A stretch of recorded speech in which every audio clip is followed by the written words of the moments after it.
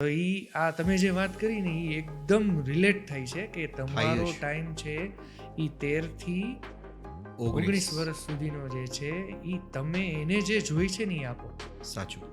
Personal space કયો જે કોઈ પણ આપવાનું છે. હા.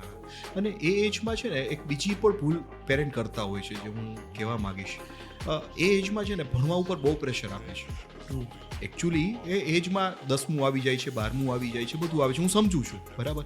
પણ એ લોકો છે ને એ ભણવા ઉપર એટલું બધું પ્રેશર આપી દે છે કે એના એક્સ્ટ્રા ક્લાસને એટલે મીન્સ કે એક્સ્ટ્રા ટાઈમ બચે છે ને એને પણ એક્સ્ટ્રા ક્લાસ બનાવી દે કે ભાઈ તારું મેથ્સ વીક છે, મેથ્સ કર, આ વીક છે, આ કર, બરાબર.